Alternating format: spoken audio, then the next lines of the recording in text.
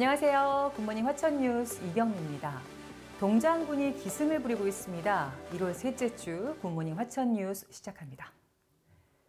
최전방 접경 지역인 화천군이 정주 여건 개선 사업을 본격화합니다. 먼저 화천읍사무소 부지에 행복주택 84가구를 비롯해 이 일대에 주차장 등이 있는 산천어 행복타운 조성을 추진합니다.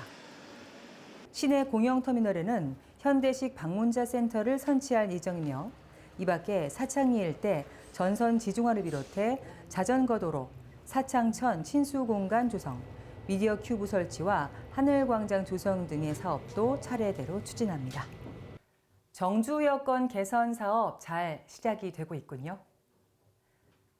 화천군 코로나19 백신 3차 접종률이 전국 평균을 크게 웃도는 것으로 나타났습니다.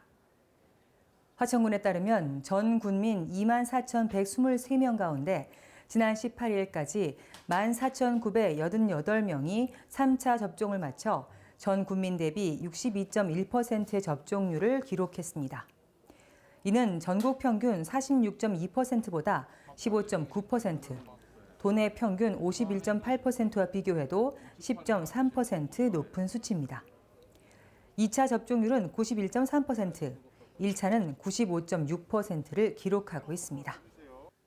코로나19 백신 3차 접종률도 높이 나타나고 있군요. 화천군이 국가 유공자들에 대한 수당을 인상했습니다. 화천군에 따르면 올해 군비를 증액해 기존 매월 20만 원인 참전 명예수당을 23만 원으로 인상해 지급하기로 했습니다. 또 보훈 영예수당도 올해부터 기존 20만 원에서 23만 원으로 인상했습니다. 지난해 화천 지역 참전 명예수당은 모두 179명에게 3억 9천여만 원을, 보훈 영예수당은 296명에게 6억 3,300여만 원을 지원했습니다. 유공자들에 대한 수당 인상 소식은 기쁘네요.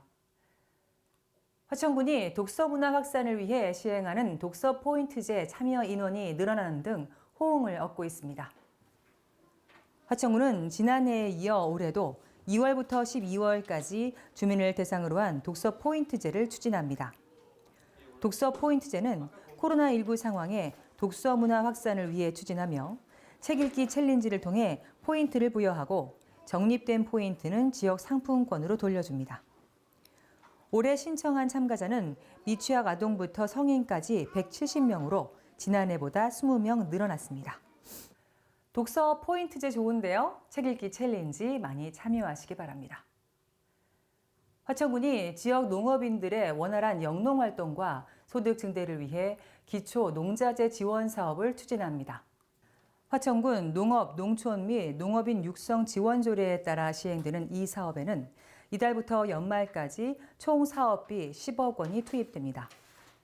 대상은 화천 지역에 실거주하며 1,000제곱미터 이상 규모에서 영농 활동을 하고 있는 농업 경영체 등록 농가입니다.